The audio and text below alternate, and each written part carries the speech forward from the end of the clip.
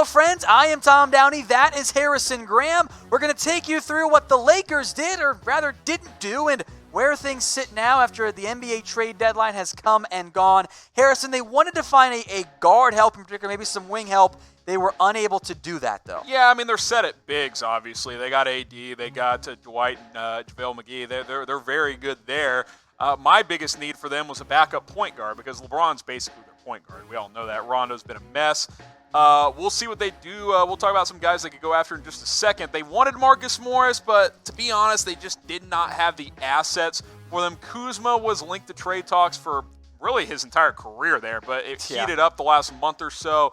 That did not happen. I thought maybe a trade with Sacramento could come into fruition for Bogdanović. That did not go down. Now you shift focus to the buyout market, to free agents like Darren Collison, who abruptly retired last year. Surprise. We will see what direction they go in, but as far as trades go, they stood pat. They were quiet at the trade deadline. We will talk about the Marcus Morris trade here in a second, but first, I want to know from you guys, Lakers fans, are you upset that they did not make any trades? Type Y for yes or type N for no. I think chime in first. I think contending teams are always upset when their team, or fans of contending teams, I should say, always get upset because you want something to happen. Like the Clippers, they got Marcus Morris, so that makes you frustrated if you're a Lakers fan. But you have to be realistic. There wasn't much they could do. Let's just be honest. They're strapped money-wise. They don't have a first-round pick. Kuzma, you can't trade KCP, so sure, it's frustrating. I don't blame you guys for typing Y for yes, but you got to be realistic too. And keep in mind, the Lakers are still in a very good spot. Yeah, I think they made the right decision based on what the Marcus Morris trade ended up looking like. The Lakers and Knicks did have trade talks, it appears. Those centered around Kyle Kuzma and Danny Green. Yeah, does Morris outweigh Kuzma and Green? No. The answer is no. Hard no. Now, I think Morris is better than Green. I think you may disagree with me on that, but I think Morris is more valuable at this point in his career. But to throw in Kuzma I don't think on for top what the of Lakers that, need. Yeah, fair enough. Either way, you're absolutely right. Kuzma and Green for Morris. You just can't do that if you're the Lakers. Because you kind of had to include Danny Green to make the money work. Yeah. Green does nothing for the Knicks, so they wanted Kuzma involved. KCP having a no-trade clause really strapped the Lakers. It put him in a tough spot because he could veto any trade. So overall, it was just going to be difficult for them to trade for Marcus Morris. He, of course, lands with their rival, the Los Angeles Clippers. Yeah, this ended up being the Marcus Morris trade. Morris and Isaiah Thomas to the Clippers. Thomas, more on him coming up. Expected to be released by the Clippers. Harkless and a first go to the Knicks. Jerome Robinson, meanwhile, goes to the Washington Wizards. Clippers could not do a Harkless-Morris trade straight up. They send out Robinson and make the money work in the end. So having seen the Morris trade and what it was probably going to cost the Lakers in terms of Kuzma and Danny Green, should the Lakers have traded for Marcus Morris? Type 1 for yes or 2 for no. The answer has to be 2 for what they would have had to give up. Now, in some world where you get to keep Green and get Morris, of course, but guys, the money matters. Sometimes I love you guys, but sometimes we get questions. Let's add 2 guys that make $40 million and ship out guys that make $10 million. It doesn't work that way. This isn't 2K. You have to make the salaries match up, and the Lakers just did not have the guys that could do that, Tom.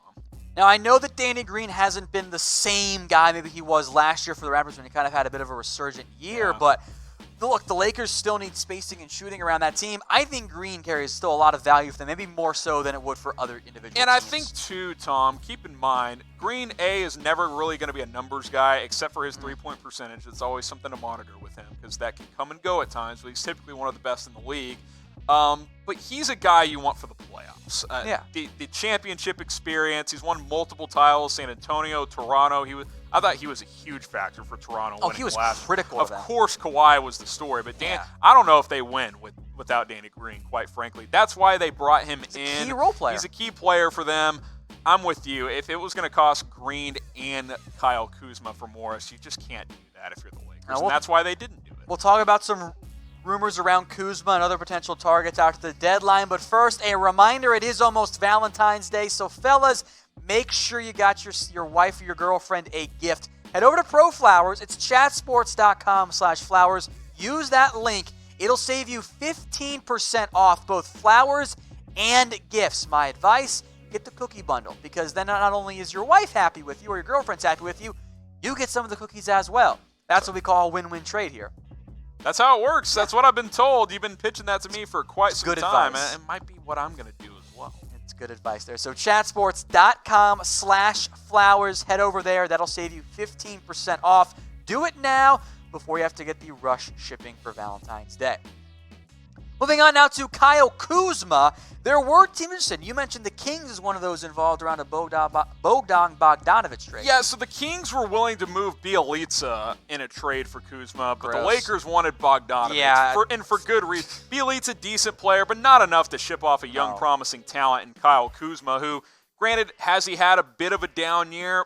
Yes, but this is still a player that offers a lot moving forward, I think, and a guy that you can use in a different trade moving long term. Of course, on the left is his production this year.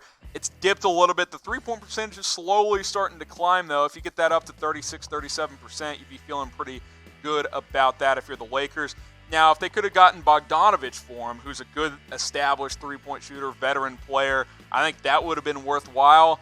But not for Bjelica. I think keeping Kuzma is more valuable than making a trade like that. Yeah, I know there's some frustration around Kuzma. I get that. He hasn't been quite as good as expected. His hair choice right now is terrible. Frankly, that's a pretty big red flag for me in terms of his long-term impact for LA. But he's still cheap. He's still young. He's still got promise. Don't make a trade for the sake of making a trade. Yeah, no, you don't do that. You only trade if you're a contending team if you think you can get help this year. If you think your team can get better this year. That was not going to happen with any of the offers that were on the table, at least publicly, and that is why Kyle Kuzma is still a Los Angeles Laker. I think they were correct to remove him from trade talks. Fair to discuss it, but in the end, it was the right decision to not let him go and make sure that he stayed there. So should the Lakers have traded him? Type A for yes or B for no. You and I are in agreement here. It's a B. You're better off keeping from what him. the offers we've heard, it's certainly a B.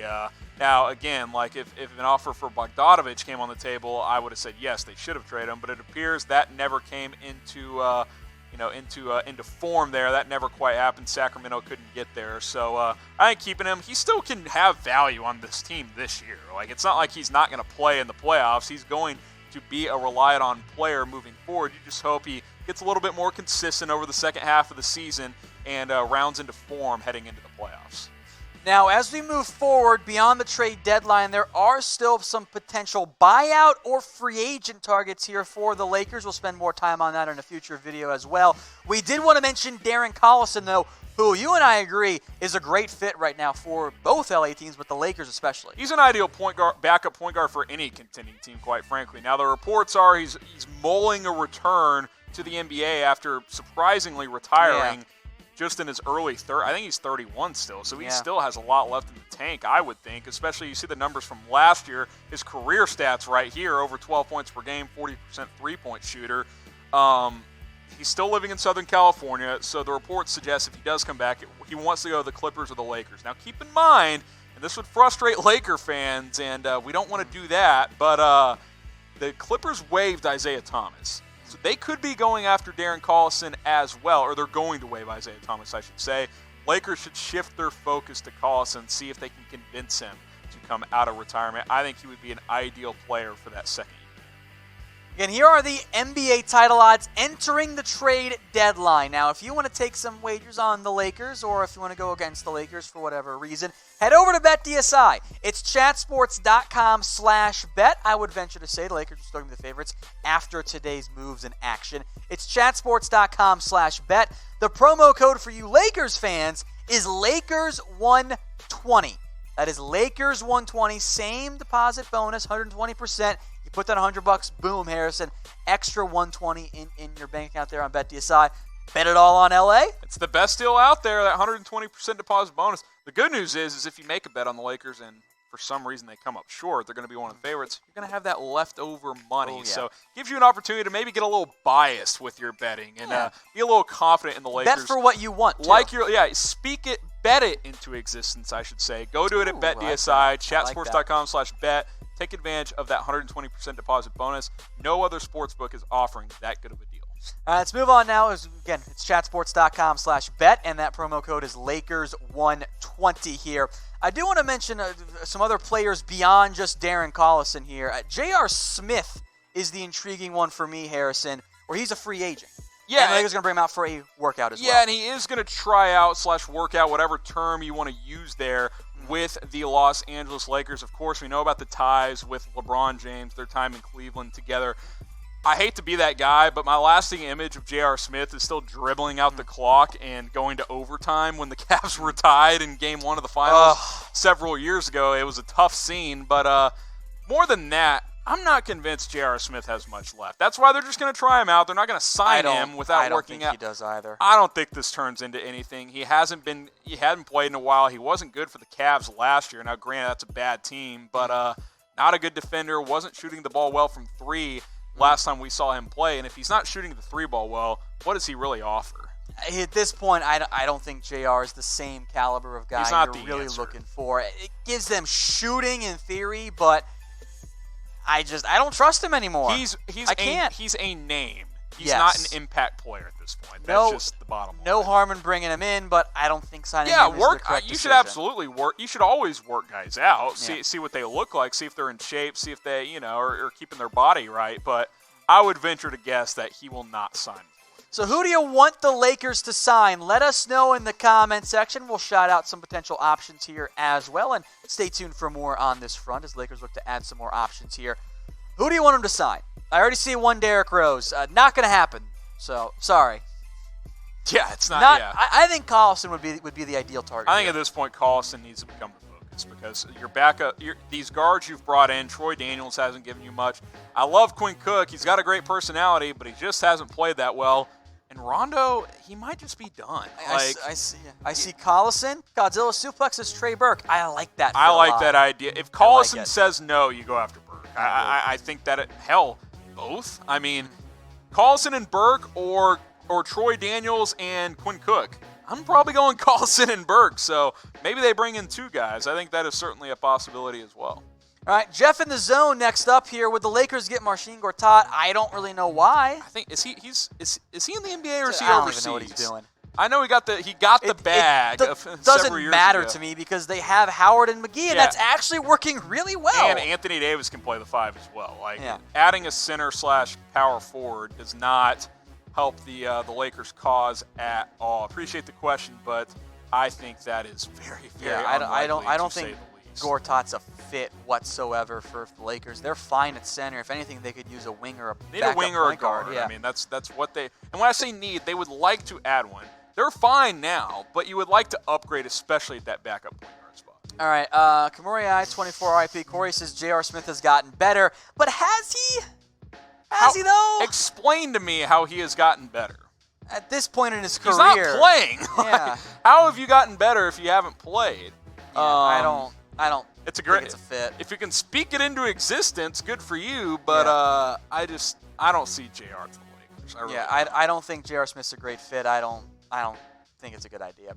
All right, from I's and L's, I think, or maybe there's a 1 in there. I pray the Lakers can land Collison or JR. I agree with Collison. I disagree with JR. Yeah, I don't think that's a great fit, JR. I think Collison though, as an upgrade over Rondo, I think is a really good idea. And even if he's not as good as he's definitely better than Troy Daniels. Come on, I know he's been retired and hadn't played this year, but the last we saw of Collison, he was a legitimate rotation player on a contending team.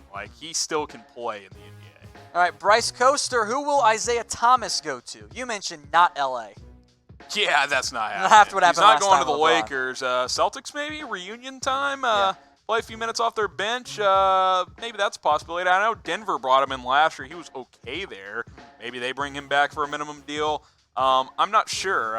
Again, if you missed it, he was part of that trade, Marcus Morris trade to the Clippers. They will reportedly waive him, so we will see where he lands and ends up. Now, in terms of players who have been waived already, like Isaiah Thomas, Trey Burke is among them, Tim Frazier, Harrison. I think both of those guys make sense as potential fits for LA. Especially Burke. Frazier, to me, he's more like a Troy Daniels, which is what you already have. Okay. But Burke, he can, he's inconsistent, but he can put up 20 on any given night. He can score off the bench. I watched him a lot with the Mavericks last year. He had a few 25-point games. He is a capable scorer. He's an ideal volume bench scorer. I'm quite frankly surprised he's the guy Philadelphia cut in the end. I'm a little surprised there. I think the Lakers should certainly consider him as an option.